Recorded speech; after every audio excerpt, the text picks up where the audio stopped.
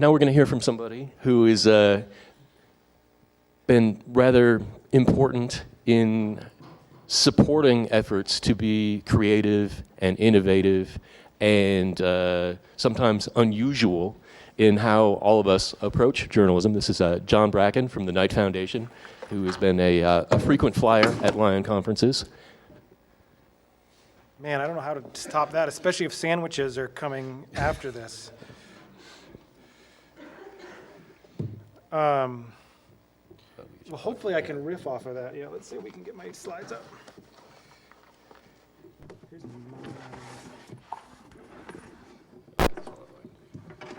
this adapter. That's good.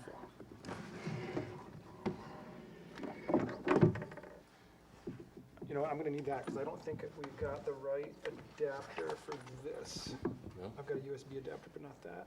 Can you pull them up while I start talking? I emailed them that. Can I email them PDF? This is reminding me what Charlie Nesson, the founder of the Berkman Center at Harvard, said, which is that technology is always out to get you. He didn't say get, but...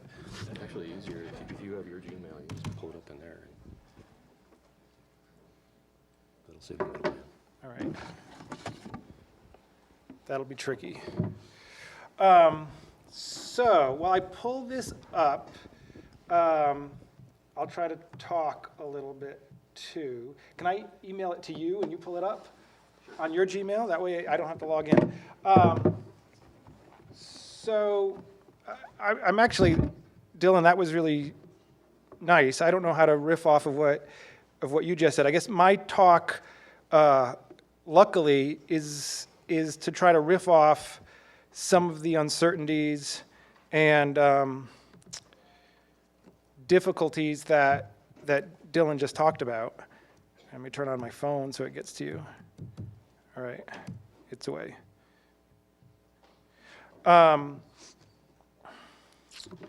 So I've enjoyed being able to listen in and visit on this conference over the last few years. What I wanted to do now is kind of think out loud a little bit about some of the things that I've been thinking about in the context of our work at Knight Foundation, and then, hear that portable microphone? All right, and then tell you a little bit about how that impacts how we're thinking about our work and restructuring our work. You know, the forces and the tumult that Dylan just referenced, I think, are things that we realize increasingly are increasing in their rapidity and look different. They come to us in different ways than they did in the 20th century. That the 21st century is largely marked by the emergence of new types of movements and new types of organizational structures. And part of my thinking as someone who sits between those worlds, who both works with startups and I sent it to your work. It would be coming up there. All right, it's in Matt's too. If you want to pull up Matt's. I don't know his password. You know, so part of my story is I work for a foundation. I don't know how many of you have been to the Knight Foundation offices. So you know they're very august, right? They're on the 33rd floor of maybe the tallest building in Miami. We have dark wood paneling in the offices. Part of my context is I embedded for 2 years with a mobile commerce startup here in Chicago. And a lot of what I learned and saw while sitting when I started hanging out with the team, they were a team of 2 people. And they grew and got acquired during the 2 years I was there. And so part of my context is I've had a foot in both worlds, both in thinking about and embedding myself in a digital media mobile startup, and also working with in an industry, in an organization within an industry which is very much about conserving resources, about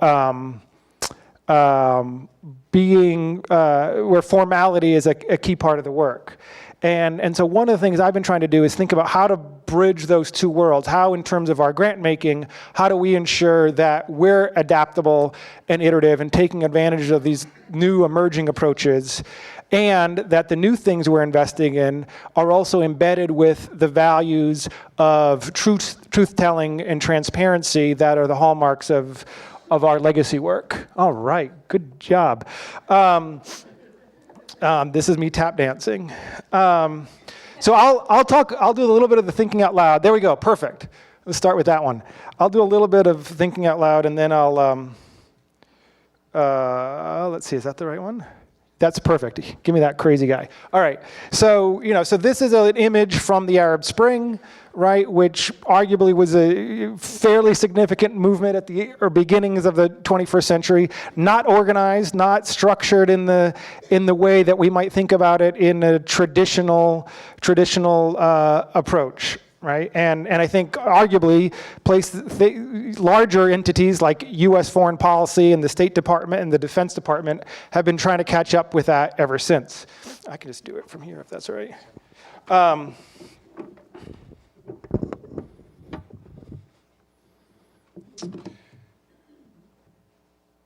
Famous last words. All right, there we go. So 2 words about Knight Foundation. Those of you who raised your hands, maybe I'll ask you to give the shtick about Knight Foundation. But we're focused on 4 areas. Journalism, which is a core function for us. We work deeply in 8 cities across the US, including Miami. We have an arts program because we think arts are key to what it means to live in a community. And my team that I'm part of is about thinking about technology and the way that the transformations and the challenges and the opportunities that brings drive through all of that work. So we invest in startups. We actually have a for-profit investment fund where we take early stage stock in for-profit startups. We also invest in a lot of early stage nonprofits. This is an example of one. Code 2040 focuses on ensuring that everyone, particularly Black and Latinos, have access to the professional networks and professional skills they need to succeed in the internet economy in working for tech companies. They're about, at this point, maybe 4 years old. And that's one chunk of our portfolio looks like that.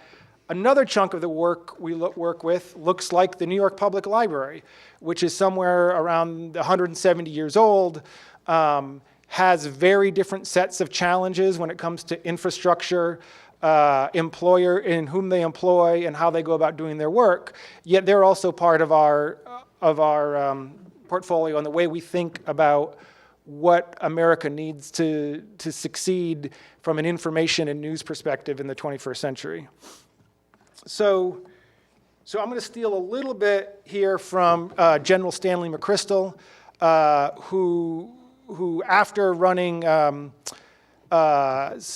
special op forces in Iraq, wrote a book about what it takes to adapt a traditional approach like the US military to succeed and to take on 21st century networks like Al-Qaeda.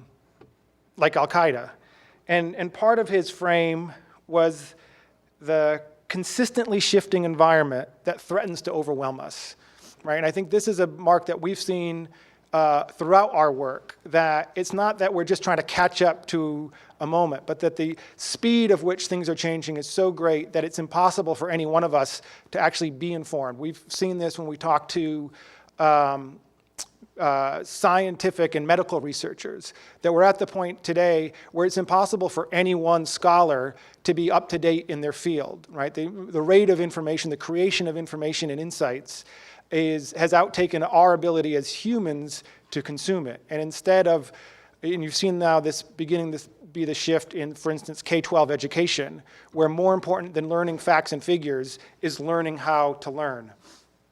So here are some of the sort of 21st century movements that we've all seen just in the last 10 or 15 years, right? So things like the Tea Party, things like here in Chicago about a year ago, when the protests really rose up in reaction to the release of a video of a shooting of a black teenager.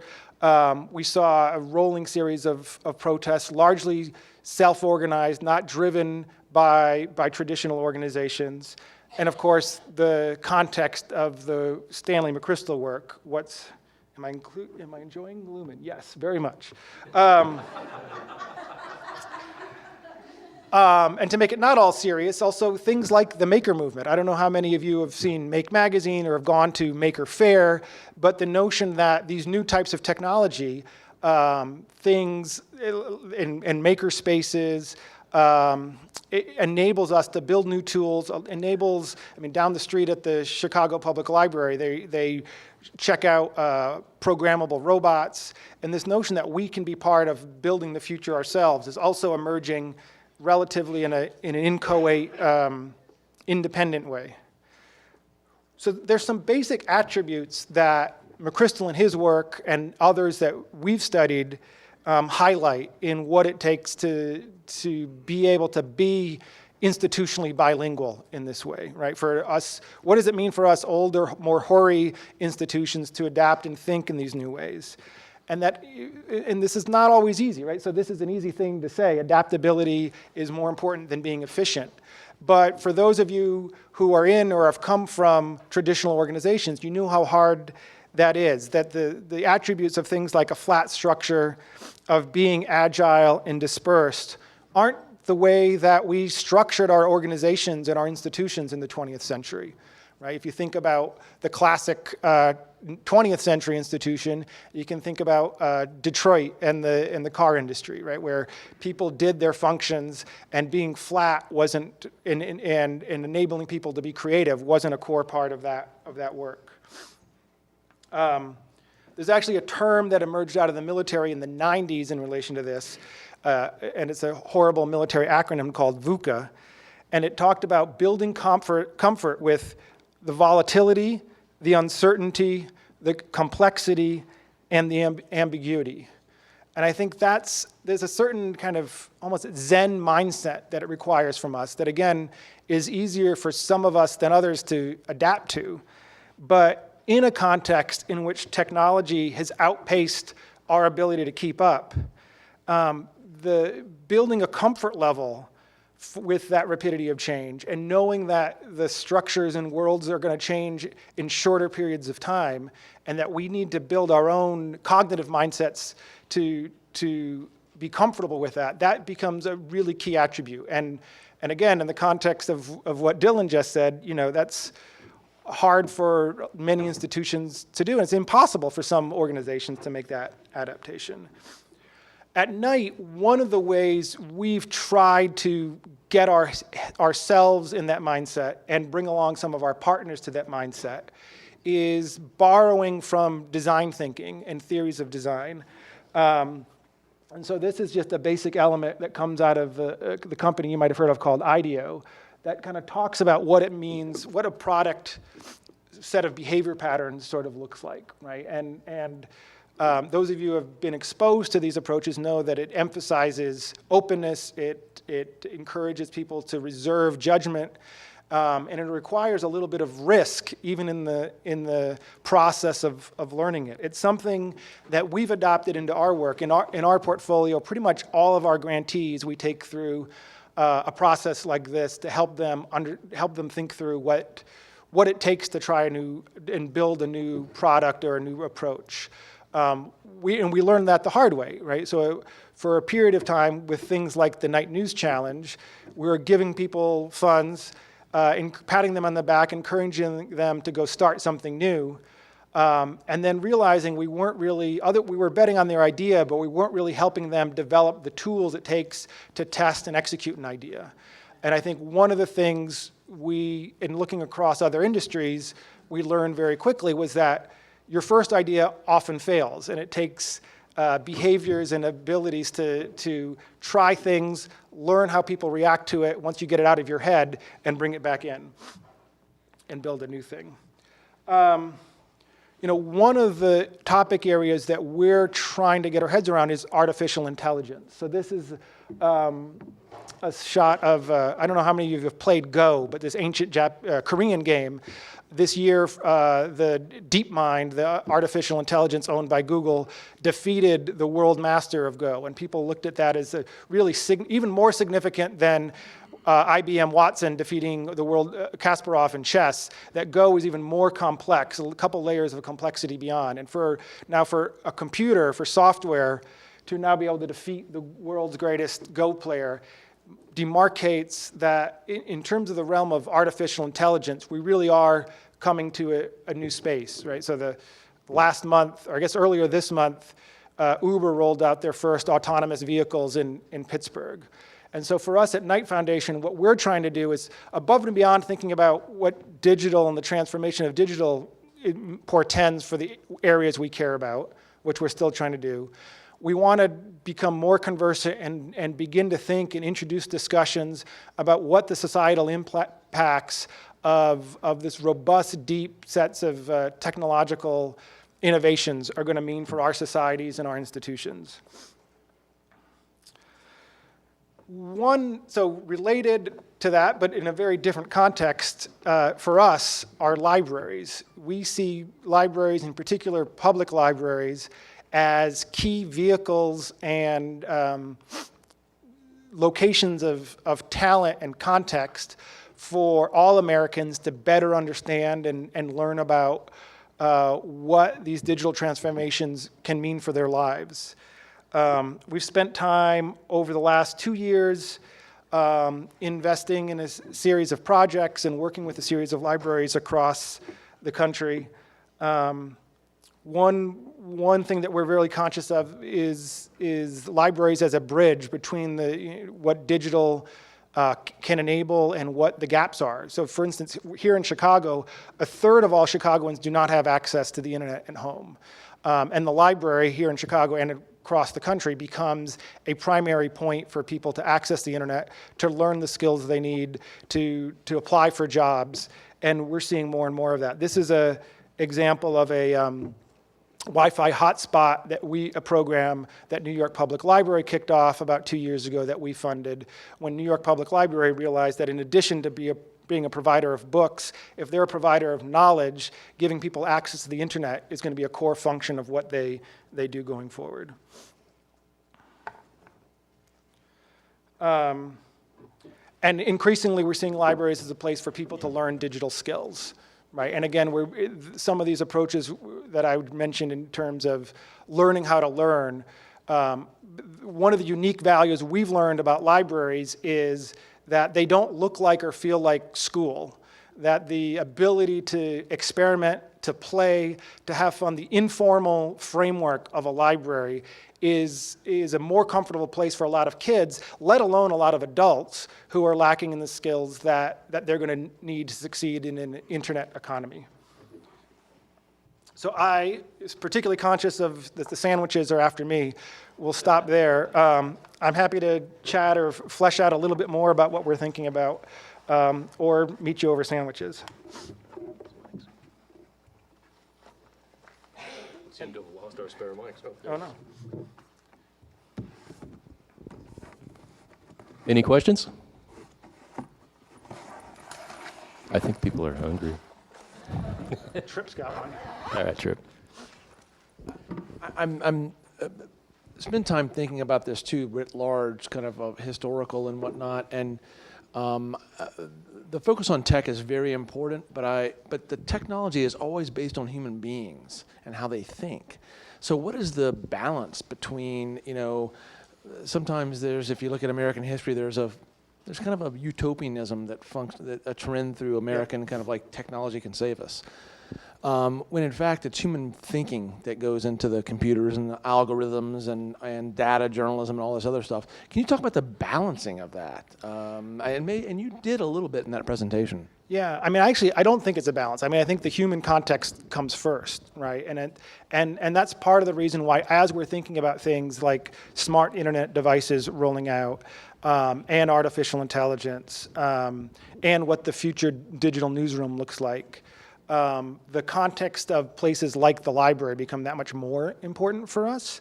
And actually, I think the counterpoint, I think you're right, especially in American culture, there's been a utopianism around the technology, and frankly, at Knight Foundation, we've been allured to that utopianism too. But also, I think, if you think about the history of American Romanticism, people like Thoreau and Emerson really presented a great deal of skepticism about the impact of technology, right? So there's a balance there, and I think where we are, especially thinking about the artificial intelligence work increasingly, is this is a thing this isn't, a year ago we might have thought this was science fiction. This is a set of tools and approaches that are impacting our lives now and today, and they're so far removed from most of the creation of them, the making of them are so far removed from 99.9% of our world experiences and knowledge, that if we don't come up with mechanisms for the rest of us to have conversations about the building of those tools, we're going to regret it in a short period of time. And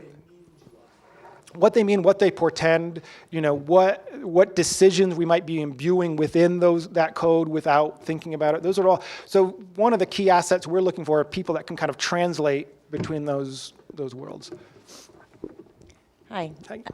I've heard this term 3 times this weekend, and I'm not familiar with it. And I was wondering, when you said institutionally bilingual, were you still referring to the adaptability efficiency, or was that something? I just made it up, but I wonder. I've actually. Who else No, said I literally that? heard that, I want to hear where else you heard it from, because they actually know. It may have been James.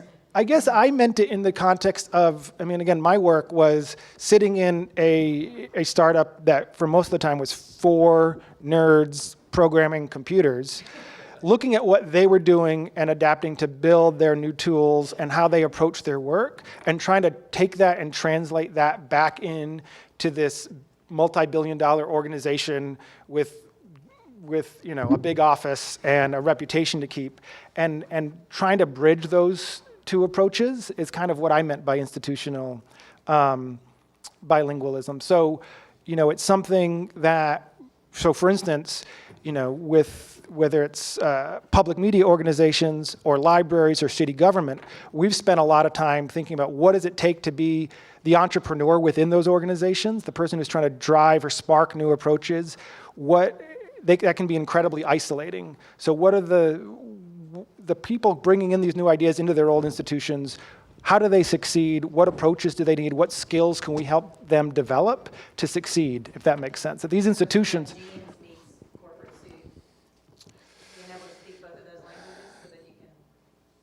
Yes, so to put it pragmatically, in the foundation world, it means that taking 9 months to field and consider an idea that has something to do with technology, compared to what happens with other types of organizations that invest in technology, that we need to be more adaptable, we need to be quicker, we need to be able to be open to new approaches in ways that the institutions don't always encourage us to be. Does that make sense? But I did make up that term, so if someone else used it, I need to get the real context. So I was just looking at, really blown away by those slides you had at the beginning, from the Arab Spring to what happened here in Chicago. And actually, when you showed the first one, I was thinking, wasn't that on Lakeshore Drive at one of the Chicago protests? But it was actually from the Arab Spring. So on this, because we have the same thing, so it's amazing how the images are the same around the world. But I guess my question is this: in looking at all the work that Knight's doing, is there a focus on how you can use this digital technology both to open up, help with democratization or bringing in new voices, and also kind of addressing social equity? Is that part of your thinking in terms of digital technology across all those areas, that you see digital technology as having a value in creating some form of social equity?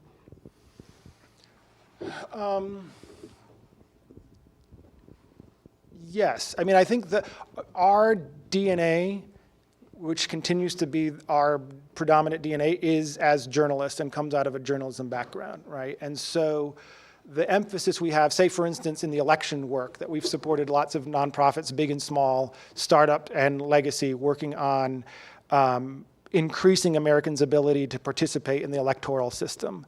And that focus has been values neutral in the extent that what we want to do is help enable people to participate and learn about what's going on around them, and whether they're voters or whether they're local elections officials, helping them to develop the tools and behaviors they need to adjust to this digital age. I think as we think about the impact of things like these technology, whether it's high technology or more like AI, or more, for us, mundane technology like access to the internet, I think as we think about, our priority is on the resiliency of American democracy, and if we don't collectively think creatively and robustly about extending those opportunities and access points broadly, we're going to miss out, right? And so that's why things like libraries, that's like things working with local governments to helping to increase the types of organizations who have a footprint across our communities are important to us, while also trying to play with the MIT Media Labs and understand what the future of the thinking robot is. I don't know if that answers your question, Susan, but.